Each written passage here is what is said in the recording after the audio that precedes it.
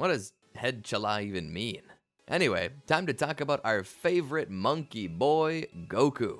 What, you thought I was gonna say Sun Wukong?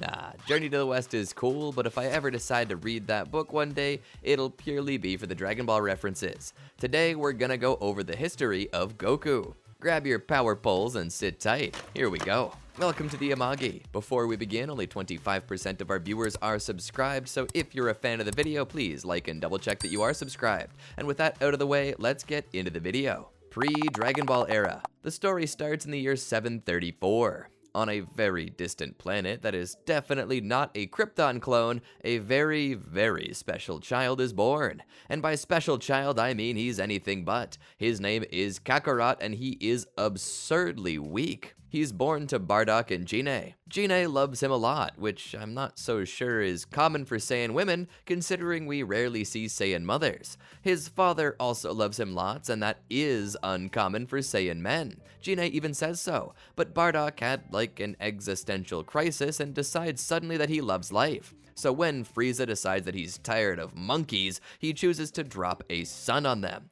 Due to this, Bardock puts his son into a space beach ball and sends him to that one planet Frieza doesn't care about called Earth. Need I remind you that there's only 28 habitable planets in all of Universe 7, so either Frieza's empire is very small or he fluffs his numbers with a bunch of filler planets with no life-sustaining capabilities. Bardock, being the strangely heroic Satan he is, decides to throw his life away, fighting Frieza, to whom he is no match. Depending on your view of canonicity, Cooler may or may not watch Goku escape. I'm only doing canon today though, so Goku escapes without being seen. Dragon Ball era.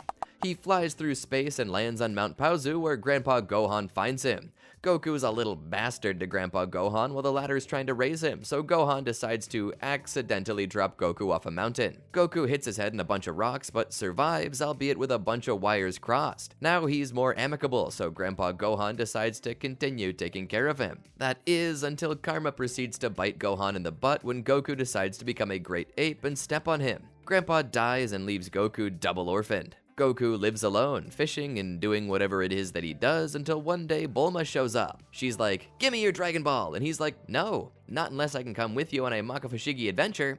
So she decides to bring the squirt along with her. As they adventure together, she explains to him what a bath is, and Goku discovers the difference between the male and female human body. Delivering a turtle back to the sea, it returns with an old man who gives Goku the Flying Nimbus, a magical cloud that carries only the pure of heart. Roshi can't fly it anymore. Why? Because he refuses to give the Dragon Ball he owns to Bulma unless she flashes him. She does so, but Goku forgot to put her underwear back on when discovering the differences between the male and female bodies. You know, it's been a while since I realized just how creepy Master Roshi is. Anyway, they get the Dragon Ball and continue on. They manage to overthrow a criminal kingpin who turns people into carrots by sending him to the moon with his power pole. He then helps the little village locate all of its little girls who have been kidnapped by a pig god who walks upright like a human. Turns out that he's actually been treating the girls pretty well, but that doesn't stop Bulma from cursing him with explosive diarrhea. Yeah, OG Dragon Ball really was something else. They pass through the desert where they meet Yamcha, a gynophobic bandit who somehow has no issue living with Puar, a little cat thing that's female. Wait, actually, is Puar female? Give me a sec. Okay, so the answer is complicated, but it seems that Toriyama intended for Puar to be male? So there's no plot hole here, I guess. But either way, due to Bulma's presence in the group, Yamcha has a nervous breakdown and flees. This doesn't stop him from obsessively stalking her though. Yamcha eventually gets over his fear of women as he and Bulma start a relationship at the end of the first arc, but I digress. Goku meets Ox King and his daughter, Chi-Chi, who would eventually become Goku's wife one day without his prior knowledge. He calls on Roshi to put out the flames on Mount Frypan, which Roshi does with the Kamehameha that destroys the flames and the mountain alongside it. Despite this, Goku keeps his side of the deal and is rewarded with a mystical ball of dragon. Continuing on, they eventually meet the Pilaf squad, who are also searching for the Dragon Balls. They track them back to their castle, where the group interferes with the Pilaf squad's wish for world domination, resulting in a pair of super soft panties that Oolong desires. This wish gave birth to Oceanus Shenron in GT, by the way. Was hilarious. She wore a pair of golden underwear on her head. GT is underrated. Well, as punishment, they decide to put Goku and his friends into the world's largest microwave and cook them on high. To escape this, Goku turns into King Kong and stomps around until someone snips off his tail, something Goku cares a lot about, and then suddenly doesn't. Having lost his grandpa's ball, he bids farewell to the group and leaves to train with Master Roshi. There he meets Krillin, who at first is a real turd, but later becomes a true G. Roshi trains them by making them go out for milk, a skill Goku will need later on when his children are born.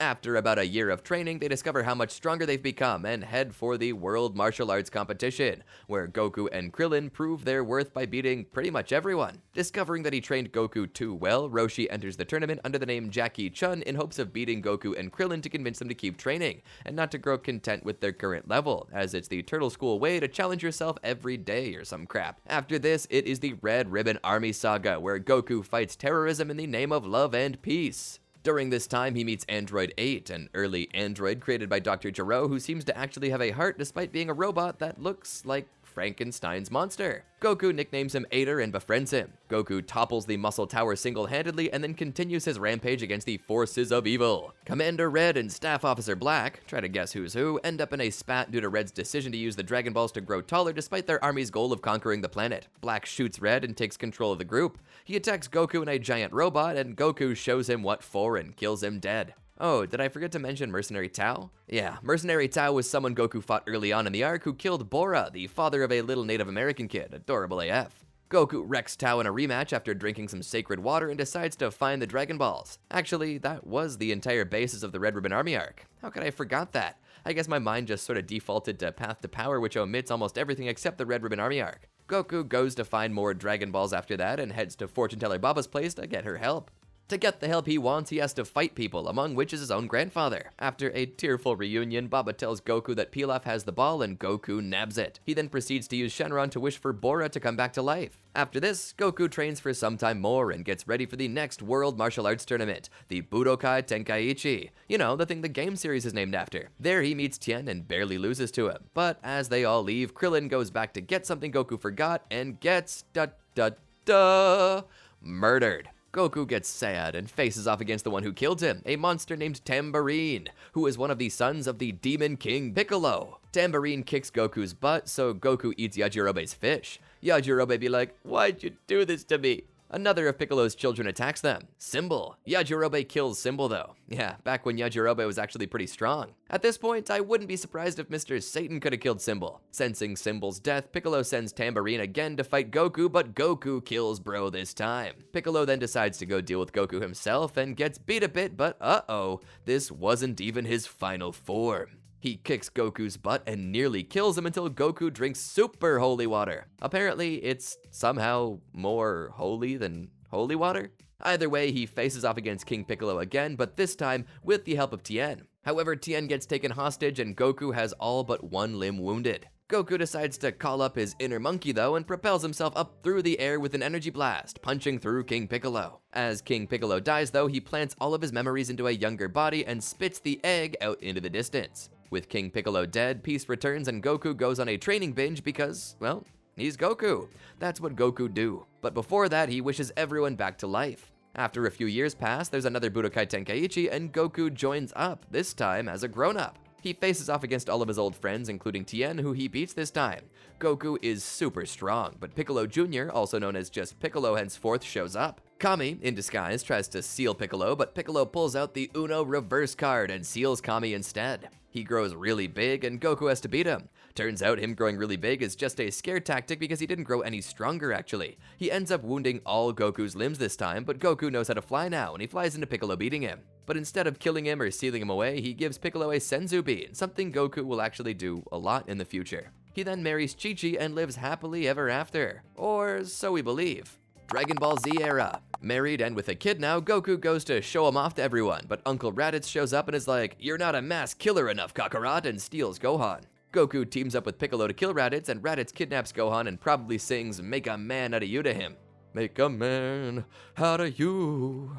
Goku trains with King Kai and learns how to selectively blow up others and how to selectively blow up himself with two abilities that really should have seen more usage before the Super Saiyan ability was dropped. Vegeta and Nappa land on Earth and all of Goku's friends pretty much die immediately. Goku comes back to life and then decides to T-pose on Nappa's head before revoking his walking rights. In return, Vegeta revokes Nappa's existing rights. Goku and Vegeta then fight, and Vegeta's like, hey, look at that, and Goku's like, what is it? And Vegeta's like, I know how to make a fake moon, and turns into a great ape. He then proceeds to try and kill Goku in this form, and, well, actually mostly succeeds. But Yajirobe cuts his tail off, and then Gohan turns the tables on Vegeta by turning into a great ape as well and stomping on him for a while. Regretting his decision to come to Earth, Vegeta tries to escape. Krillin's like, nope, you die, and Goku's like, nope, you live. For serious, Goku? This guy just killed everyone. I know Krillin, but I like him. Vegeta escapes and takes a bath for a couple of weeks. Frieza, though, overheard them talking about the Dragon Balls and is now on his way to Namek to get them. As it turns out, Gohan and Krillin are on their way with Bulma to get them too to revive their friends. Vegeta, thirdly, is on his way there to live forever. Spoiler, doesn't work out for him. Goku lastly heads off after he finally gets a Senzu Bean. On the way there, he basically does Dragon Ball steroids and breaks past a certain limit. On Namek, Vegeta, Gohan, and Krillin all decide to work together to survive as the Ginyu Force shows up. The Ginyu Force schools everyone, and Goku shows up and schools them in return,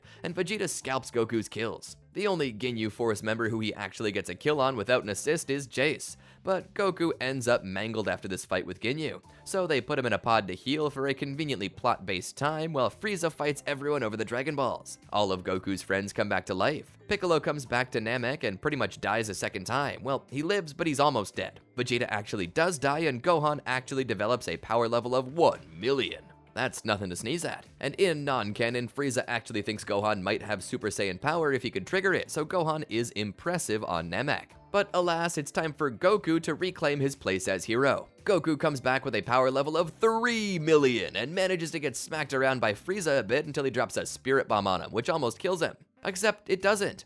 Frieza then proceeds to kill Krillin, which was his biggest mistake. Goku flips out, and Toriyama decides to develop a form based on his desire to stop inking out Goku's hair. Frieza says, give me a sec, and despite being mad, Goku's like, take your time.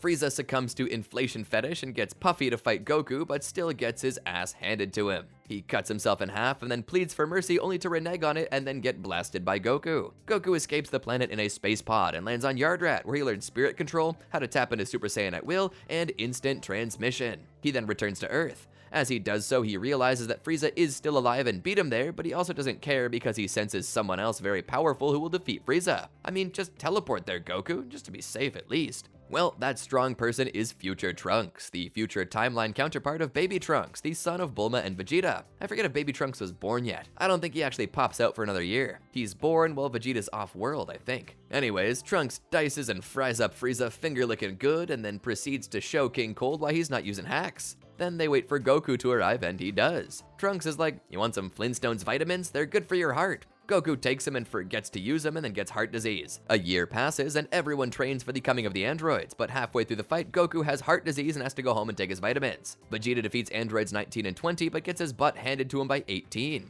She is accompanied by 17 and 16, both of whom want to kill Goku, but before Goku even gets to meet them, Cell shows up in the past via another time machine. While he's there, he starts eating people and attracts attention from the Z-Fighters. He then begins hunting down androids 17 and 18 as they're designed to be the keys to his perfect form. Goku eventually gets better and decides that he needs to train with Gohan in the hyperbolic time chamber like Piccolo, but Vegeta and Trunks shout cutsies and go in before Goku and Gohan, so they have to wait 24 hours for them to get out. Vegeta gets out with Trunks and they think that they have the key to beating Cell. It's called inflation fetish. Considering that Cell's whole goal is vor, they must assume this is the scissors kink to Cell's paper kink. To a point, they're correct, but Cell absorbs both androids, and the only chance Trunks sees is to pull out the tire pump and make himself bigger still. He could beat Cell with his size, but the speed is not enough. So Trunks and Vegeta get their butts beaten and decide to go back to the hyperbolic time chamber. Cell decides to host the Cell Games for fun to prove that he's stronger, something likely derived from his Saiyan cells, and after some preparation, the Z-Fighters appear, ready to fight. Goku fights Cell first and almost wins, but gives up before he finishes and sends Gohan out there. He also gives Cell a Senzu Bean for good measure because he's an idiot. I mean, he's a genius in knowing that Gohan will need help breaking the barrier, but an idiot because, it's Cell. Thankfully, Gohan turns Super Saiyan 2 and can now beat Cell, but he's too slow, and Cell decides to self-destruct. Goku uses instant transmission to take Cell to King Kai's planet, and he gets King Kai killed. Just another crime I'll add to my list of reasons why I don't like Goku. But uh-oh, Cell has minor amounts of plot armor and comes back, and Gohan beats him with just one hand to show him really how strong he is. After this, Trunks goes back to the future, and everyone lives happily ever after. Or do they? In the other world, Goku continues to train for like 7 years. During that time, not only does he attain Super Saiyan 2, but he somehow gets Super Saiyan 3 as well, the coolest and most useless of the main branch of Saiyan forms before we either become divinity or return to monkey. During this time, he overhears them talking about the Budokai Tenkaichi, and because Goku is such a good boy and a very nice heaven citizen, he gets 24 hours to come back to life, which he decides to spend on the Budokai. He comes back to life and greets everyone at the tournament, meeting his son Goten for the very first time. Wholesome beans moment. They enter the tournament, but it's interrupted by Babidi's forces, who steal some of Gohan's power to revive a monster named Majin Buu. Despite Vegeta's declarations of I wanna when it comes to fighting Goku, they make him come along anyway, so he decides to turn to the dark side so we can make Goku fight him, which Goku does. Vegeta wins by default when he knocks Goku out. Vegeta then decides to overcorrect and turn so much to the good side that he dies. All in all, they fail to stop the awakening of the scariest monster of all time, a sunburned fat guy in a diaper. Gohan got washed too, and Goku escapes with Goten and Trunks and tries to teach them fusion. He then faces Buu as a distraction. Here he displays Super Saiyan 3 for a time, but decides just to not kill Buu and instead passes on the buck to Goten and Trunks, who must learn fusion. I'ma be real for you for a second. We hate on Goku sometimes for the memes, like the Senzu Bean thing with Cell. Yeah, that actually wasn't stupid, it's fourth dimensional thinking. Goku knows he can't protect the world forever, so he wants to teach others to do so in the hopes that they take over for him. It's why he didn't want to be revived after the Cell Saga, and it's why he didn't kill Buu here. It's the same concept Vegeta reminds him of during the Kid Buu fight. Earth needs to learn to survive without Goku. Anyway, after mostly finishing their training, Goku goes back to Otherworld. He then senses Gohan and teleports to the realm of the Kai to help Gohan train. He watches Gohan swing the sword around. They decide to make it a sort of game and accidentally break the sword. This is a good thing though, because the real power of the sword was inside of it, that being Old Kai. Old Kai takes 25 hours to unleash Gohan's potential. Once his potential is unleashed, he sends him to Earth to clean up after Gohan and Trunks, who have massively screwed everything up as per freaking usual. Gohan kicks Buu's butt, but when Buu absorbs Gotenks and Piccolo, he manages to turn the tables on Gohan and smack him around for a bit before absorbing him. Goku is revived by Old Kai and sent to help, but when there's nothing he can do, they send in a dead Vegeta, and together they use fusion to humiliate Buu. They leave themselves open for absorption. After being absorbed, the greatest misunderstanding by fandom occurs, in which they believe that Vegeta's defusion reason was retconned to 1 hour in Super. It was not. Goku posited that the reason they diffused was because of the atmosphere inside of Buu. Most fans take that for truth, but it's not. It's because Goku said, but wait, Gotenks didn't diffuse, showing that he knew that that wasn't the case for their diffusion. So in actuality, there is no retcon, just a perceived one, because we all forgot Goku disproved his own point mere seconds after telling us what we took for literal for like 22 years. Anyway, after jailbreaking everyone from inside of Buu, including his fat variant who'd been split and absorbed earlier, Super Buu becomes Kid Buu and destroys the planet. Goku and Vegeta fight against him in the realm of the Kai until Earth is restored by the Namekian Dragon Balls. He then asks everyone to give him just a little bit of their energy, which they do. It manages to be enough, and Goku uses it to kill Buu, telling him to come back as a good guy next time. With that done, peace resumes. They even use the Dragon Balls to make everyone forget about Buu in hopes of giving the fat Majin a new lease on life, since he seems to be good now. Goku goes about working on a farm to provide for his family for a few years. Dragon Ball Super Era. After a few years pass, Goku gets the itch to fight again, so when Mr. Satan brings him some fat stacks for saving the Earth so many times, Goku uses it as an excuse to go and train. As he does so on King Kai's planet, they're visited by Beerus and Whis, who are searching for the Super Saiyan God. Goku tells him he hasn't heard of it, and then he gets himself beat up for fun. He then watches as Beerus travels to Earth to ask Vegeta and the others if they know anything about it, which they don't. He threatens to blow the place up, but they wish that Shenron bring them a Super Saiyan God, and instead he tells them how to make one. They need 5 righteous Saiyans to give their light to a 6th. Sadly, they're 1 Saiyan short. Or so we think. Turns out Gohan's put a bun in Videl's oven, so somehow that counts. They turn Goku into a Super Saiyan God, and he proceeds to fight Beerus, but fails to beat him. Still, despite everything, Beerus had fun on Earth and decides to spare it for now. After going to take a short cat nap, Vegeta begs Beerus' mentor, Whis, to train him, which Whis does. Goku would eventually sneak off to train too, and together they develop Super Saiyan Blue, also known by its far cooler, if not a bit harder to say name, Super Saiyan God Super Saiyan. During this time, Frieza is revived, trains for like 3 months, and laughably gains the ability to surpass a Super Saiyan God with his new golden form. Goku and Vegeta show up on Earth, where neither of them take the fight very seriously and end up getting the Earth blowed up. Whis rewinds time because Goku said pretty please with the cherry on top. And Whis decides to hold Goku to that cherry on top thing and rewinds it back, bringing back the Earth. Goku then rushes in and finishes Frieza before he can destroy anything. Vegeta's like, bruh, you stole my kill! And Goku's like, remember what you did to me on Namek? After this, they continue trading with Beerus and Whis until Beerus' brother Champa arrives. He's collecting these Super Dragon Balls and gets busted. In return, he offers a tournament with these Super Dragon Balls as a prize. Beerus agrees, so Universe 6 and 7 both host a tournament with their greatest warriors. In the end, Universe 7 comes out on top, but the highlights are that Frieza has a Universe 6 counterpart in Frost, there are Saiyans in Universe 6, one of which is named Kaba and forcibly dictates that Vegeta is his master, whether Vegeta likes it or not. Hit exists and uses time skip, which may or may not be a universally illegal technique according to cosmic law. Goku meets Zeno and befriends him, getting a plot armor button he can use to call Zeno, and Goku uses Super Saiyan Blue Kaioken for the first time. This display of power catches the eye of a certain Kai named Zamasu, who decides to steal Goku's body.